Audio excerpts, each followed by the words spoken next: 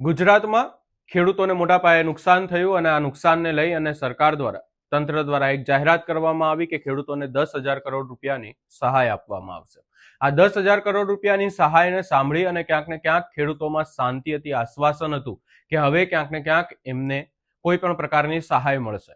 પરંતુ આ 10,000 કરોડની સહાય ક્યાંક ને ક્યાંક આપણને જોઈને મોટી લાગે છે, પરંતુ એની અંદર ક્યાંક ને ક્યાંક અનેક એવી જોગવાઈઓ કરવામાં આવી છે કે જેને લઈ અને હાલ વિપક્ષ સવાલ ઉભા કરી રહ્યા છે.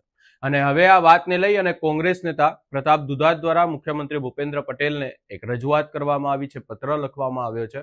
આ સમગ્ર બાબતે વિગતે ચર્ચા કરીશું. નમસ્કાર, હું છું ઉજ્જવલ અને આપ જોઈ રહ્યા છો નિર્ભય ન્યૂઝ. ખેડૂતોને મોટા પાયે નુકસાન થયું, ત્યારબાદ તંત્ર દ્વારા બે જાહેરાત કરવામાં આવી. 10,000 કરોડ રૂપિયાની સહાય આપવામાં આવશે, ટેકાના ભાવે મગફળીની ખરીદી કરવામાં આવશે.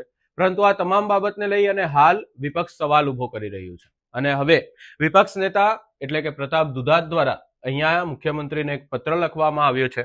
આ પત્ર વિશે જો વાત કરવામાં આવે તો અહીંયા પત્ર લખવામાં આવ્યો છે. આ પ્રતાપ દુધાત દ્વારા પૂર્વ ધારાસભ્ય સાવરકુંડલા દ્વારા પત્ર લખવામાં આવ્યો છે મુખ્યમંત્રી ભૂપેન્દ્ર પટેલને.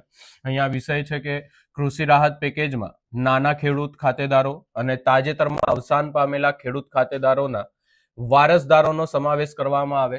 અહીંયા ક્યાંક ને ક્યાંક જોગવાઈઓ કરવામાં આવી છે. રાહત પેકેજમાં અનેક જોગવાઈઓ છે, પરંતુ રાહત પેકેજને જો આપણે વિસ્તૃત સમજવાનો પ્રયાસ કરીએ અને એની અંદર હાલ તંત્ર દ્વારા જે કહેવામાં આવ્યું અને વિપક્ષ દ્વારા શું સવાલ ઉભો કરવામાં આવી રહ્યો છે, જો એની વાત કરવામાં આવે તો વિપક્ષ દ્વારા એક સવાલ ઉભો કરવામાં આવી રહ્યો છે કે જે મર્યાદા રાખવામાં આવી. એ મર્યાદા એટલે કે 1 હેક્ટરમાં 22,000, 2 હેક્ટરમાં 44,000. આના હિસાબે ખેડૂતોને ઓછો સહાય મળી રહ્યો છે એવી વાત કરવામાં આવી હતી. અહીંયા વધુમાં લખવામાં આવ્યું કે સવિનય ઉપરોક્ત વિષયે જણાવવાનું કે તાજેતરમાં પડેલા કમોસમી વરસાદને કારણે રાજ્યના ખેડૂતોને વ્યાપક નુકસાન થયું છે. આપની જનકલ્યાણકારી સરકાર દ્વારા ખેડૂતોને રાહતરૂપ થવા માટે રૂપિયા 10,000 કરોડનું સહાય પેકેજ જાહેર કરવામાં આવ્યું છે, જે માટે અમે આપનો આભાર વ્યક્ત કરીએ છીએ. સૌપ્રથમ તો આ વાત કરવામાં આવી. અહીંયા જો મુખ્ય વાત કરવામાં આવે તો અહીંયા લખવામાં આવ્યું છે, પરંતુ ઉપરોક્ત સહાય પેકેજથી અમલ પ્રક્રિયામાં 2 હેક્ટરમાં 44,000 નક્કી કરવામાં આવ્યા છે.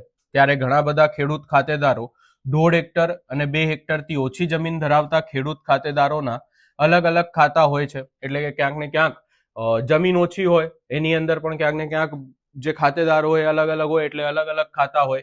એવા ખેડૂતોની વાત કરવામાં આવી છે અને અહીંયા કહેવામાં આવ્યું છે કે તેવા ખેડૂતોના ખાતાને આવરી અને 2 હેક્ટરની મર્યાદામાં સહાય ચૂકવવામાં આવે એવી વાત કરવામાં આવી છે. હજુ સુધી સહાય ચૂકવવામાં પણ નથી આવી.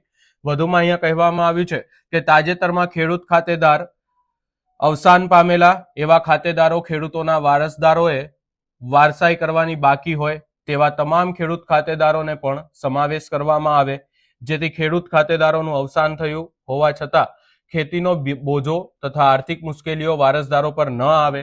તેથી આવા લાભાર્થીઓને સહાયથી વંચિત રાખવું પણ યોગ્ય નથી. એટલે કે ક્યાંક ને ક્યાંક અહીંયા બીજી વાત એવી કરવામાં આવી છે કે જે ખેડૂત ખાતેદારો હાલમાં જ જેમનું અવસાન થયું હોય એવા ખેડૂતોના જે વારસદારો છે એમની વારસાઈ કરવામાં આવે જલ્દીથી જલ્દી, એટલે એ લોકોને ક્યાંક ને ક્યાંક ખેતીનો બોજ ના આવે. વધુમાં અહીંયા કહેવામાં આવ્યું છે કે ઉપરોક્ત કેટેગરીના તમામ ખેડૂત તથા અવસાન પામેલા ખાતેદારોના કાનૂની વારસદારોને વર્ષ 2025ના સહાય પેકેજમાં તાત્કાલિક સમાવેશ કરી તેમને યોગ્ય વળતર આપવામાં આવે, જેથી તેઓ આ કુદરતી આપત્તિમાંથી બહાર આવી શકે.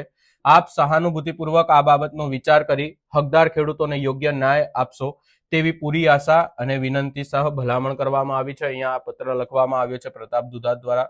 ઉપપ્રમુખ શ્રી અમરેલી જિલ્લા કોંગ્રેસ સમિતિ હાલ જે પ્રમુખ છે અને પહેલાના ધારાસભ્ય. એટલે ક્યાંક ને ક્યાંક અહીંયા ફરી એકવાર આ રાહત પેકેજને લઈ અને એક સવાલ ઉભો કરવામાં આવ્યો છે અને એની અંદરથી એક કડી નીકાળવામાં આવી છે અને પ્રશ્નો ઉભો કરવામાં આવ્યો છે. આ તમામ બાબતે આગામી સમયમાં શું થશે તો જોવાનું રહેશે. સમગ્ર બાબતે આપનો શું અભિપ્રાય છે અમને કમેન્ટ કરી જરૂર જણાવશો. અમારી ચેનલ નિર્ભય ન્યૂઝને લાઇક, શેર, સબસ્ક્રાઇબ કરવાનું ભૂલશો નહીં.